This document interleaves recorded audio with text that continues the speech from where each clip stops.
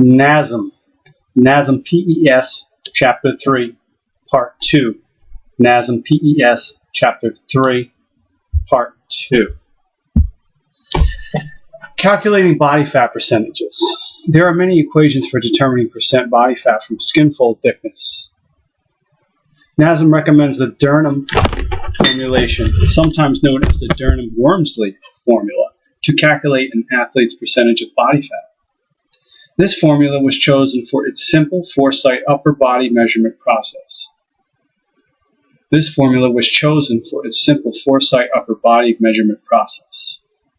All measurements are done on the right side of the body unless there are specific reasons to use the left, injuries or large scars, etc.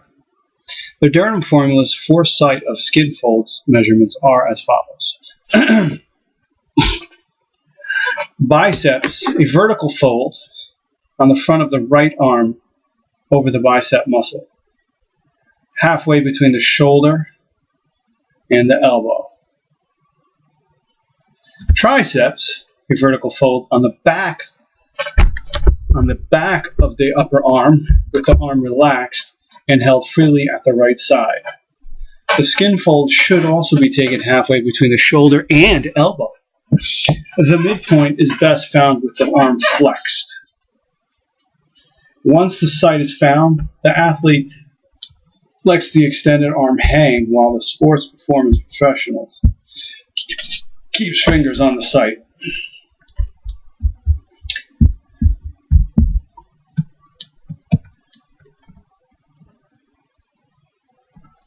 This one is easy to measure improperly. It must be on the posterior aspect and halfway down the arm. For practice, one can take the measurement an inch medial, lateral, proximal, and distal of the correct site and notice the difference. For practice, one can take this measurement an inch medial, lateral, proximal, and distal from the correct site and notice the difference. To ensure just the fat is measured and not the underlying triceps, the athlete should gently extend their elbow against a resistance-like professional leg, while the professional holds the skin fold.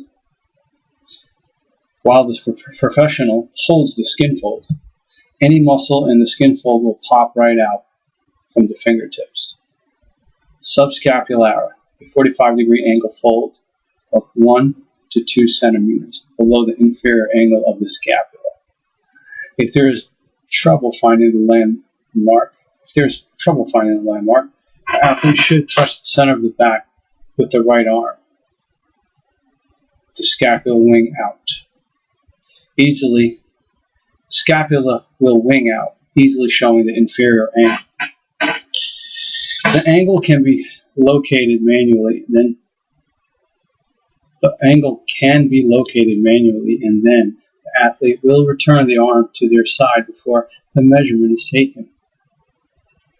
Iliac crest, a 45-degree angle fold, taken just above the iliac crest at the anterior axillary. The measurements should be taken in groups of 3 readings, with measurements obtained from each site before repeating. All 3 readings should be averaged, or the 2 closest measurements if one measurement is remarkably different. Then the average of the 4 sites should be added. Most calipers measure in millimeters, and the appropriate gender and age category for the body composition located based on the Durham-Wormsley body fat percentage calculation table. Calculation table 95, 93. Okay. As mentioned earlier, another benefit to assessing one's body fat is the ability to determine approximately how much of an individual's scale weight comes from fat and how much from lean body mass, bone, muscle, and organ weight. Everything but fat. This becomes very useful when it comes time to reassess the individuals as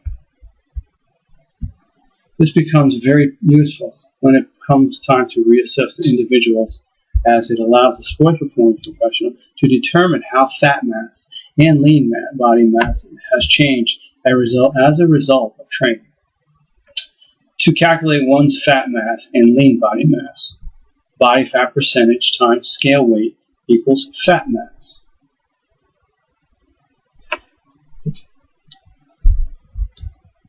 Scale weight minus fat mass equals lean body mass. For example, a 25-year-old, 130-pound female athlete whose sum of 4 skin folds equals 55 millimeters carries an estimated 28% of her body weight as fat. To determine her pounds of fat and lean mass, the following calculation is used. 0.28 body fat percentage times 130 scale weight equals 36 pounds of body fat. 130 pounds scale weight minus 36 pounds of body fat equals 94 pounds of lean body mass. If weight loss is desired, use this information to give a realistic estimate of a goal weight. First, an appropriate realistic percentage of body fat must be determined. Then divide her lean mass by 1 minus the goal percentage.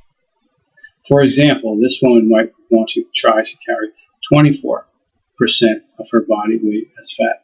Thus, the lean mass divided by 1 minus 0.24. The lean mass is divided by 1 minus 0.24, which is 0.76. Goal weight is 94 over 0.76, 124 pounds. The assumption of this method is that all weight is lost as fat with no changes in lean body mass. If muscle mass changes, it is best to re-measure, but this method gives reasonable goals for weight loss, especially in athletes doing aerobic exercise. Age is also a factor. An 18-year-old male wrestler weighs 140 pounds and wants to wrestle at 130.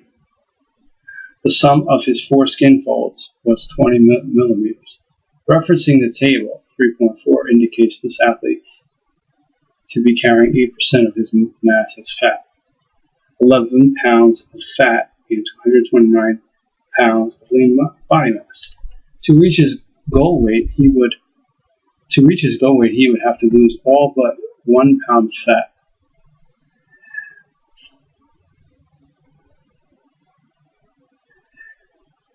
This would be a difficult and unhealthy goal for this athlete. To make weight, he would probably have to starve off some muscle mass as well as dehydrate, both of which will impair performance and overall health status.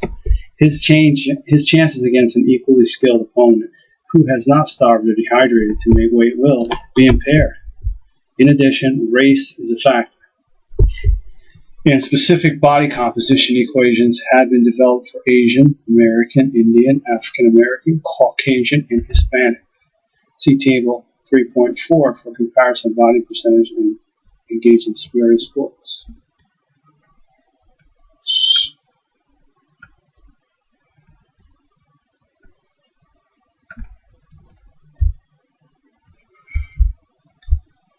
Circumference measurements.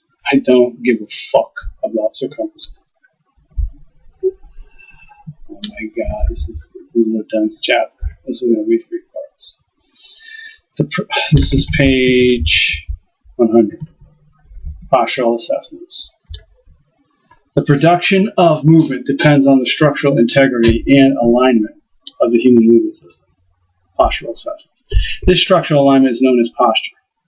Posture is the independent and interdependent alignment, static posture, and function, which is the transitional and dynamic posture of all components of the human movement system at any given moment, and is controlled by the central nervous system. Posture is often viewed as being static or without movement. However, everyday posture changes constantly to meet the demands placed on the kinetic chain. The main purpose of proper posture is to maintain enough structural efficiency to overcome the constant forces being placed upon the body.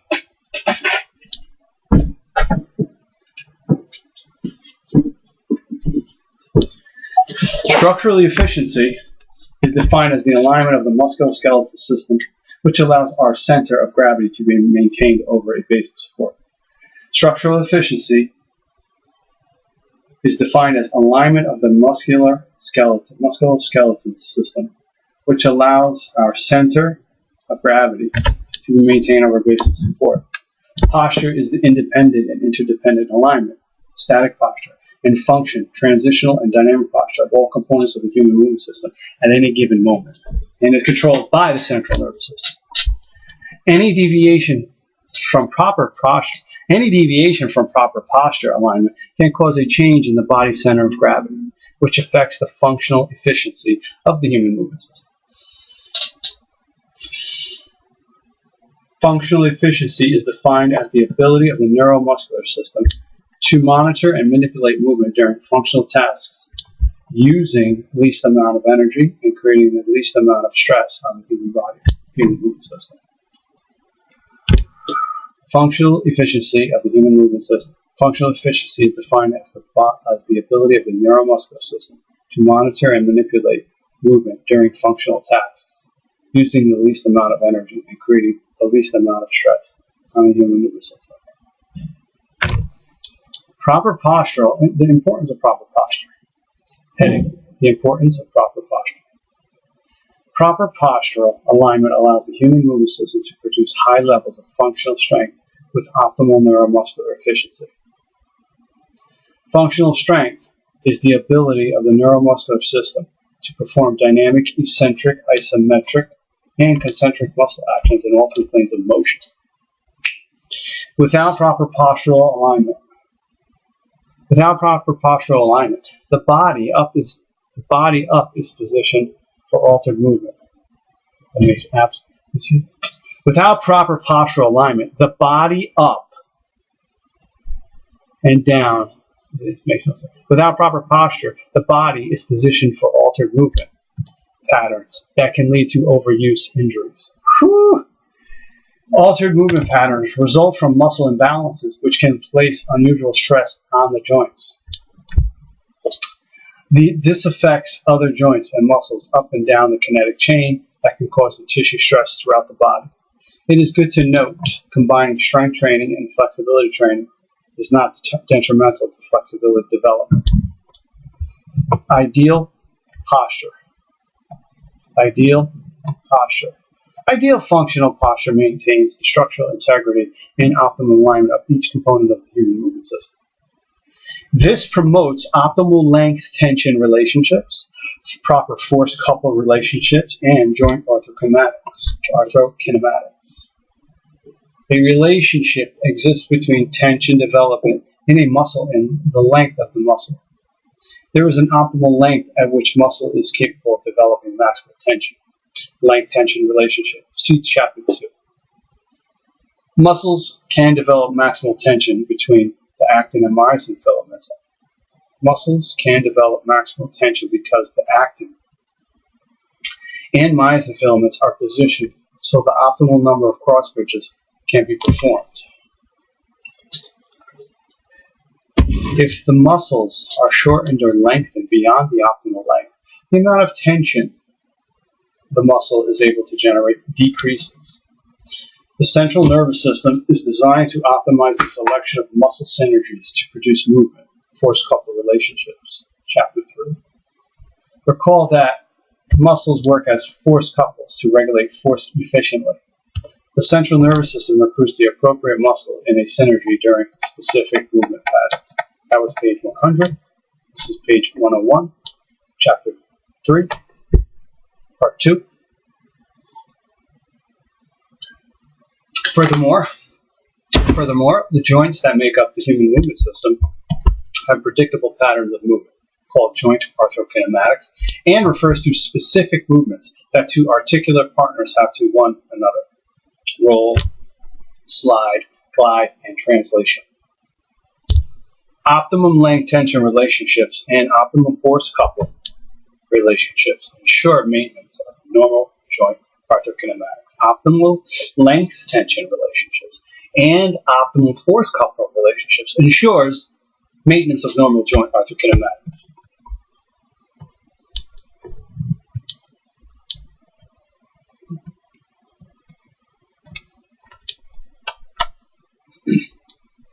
Postural alignment.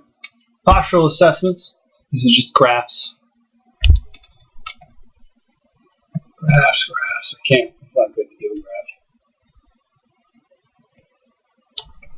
Transitional and dynamic postural assessment. Transitional and dynamic postural assessments, looking at movements, are a quick way to gain an impression of an athlete's overall functional status. Because posture is a dynamic quality, these observations show postural distortion and identify potential overactive and underactive muscles in a natural dynamic setting. Movement observations should relate to basic function as squatting, pushing, pulling. Movement observations should relate to basic functions such as squatting, pushing, pulling, and balancing in addition to providing crucial information about muscle and joint interaction. The observation process should search for any movement impairments that may decrease an athlete's functional ability and potentially lead to injury, with indications both inside and outside the athletic environment. The limited time that most sports performance professionals have for observations require a systematic sequence of assessments. There are various assessment techniques that will be described below. Each assessment described contains key human movement system checkpoints. To observe, these checkpoints include feet, knees, lumbopelvic hip complex, shoulders, head. Transitional postural assessments. Overhead squat assessment. This assessment is designed to measure dynamic flexibility, core strength, balance, and overall neuromuscular control. There is evidence to support the use of transitional movement assessments, such as overhead squat test and single leg squat test. These assessments appear to be relatable and valid measures of lower extremity movement patterns when standard protocols are applied.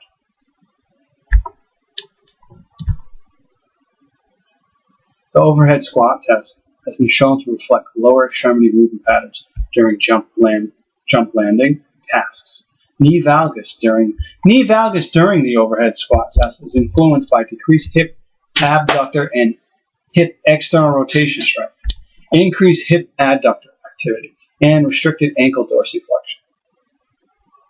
These results suggest the movement impairments observed during the transitional movement assessment may be the result of alterations in available joint motion, muscle activation, and overall neuromuscular control that may point towards an elevated injury risk.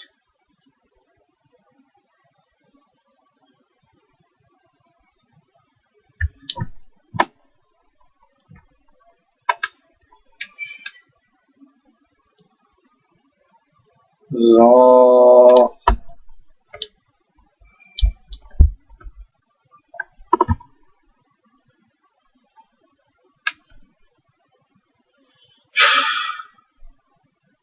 off pages. I'm skipping. Scan the leg, do the overhead squat. There's no use reading it now. So I'm skipping, skip.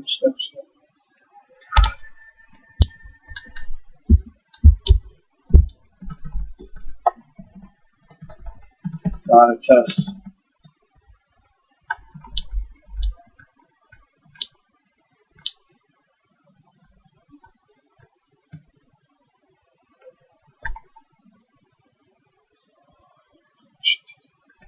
Should definitely print a lot of this.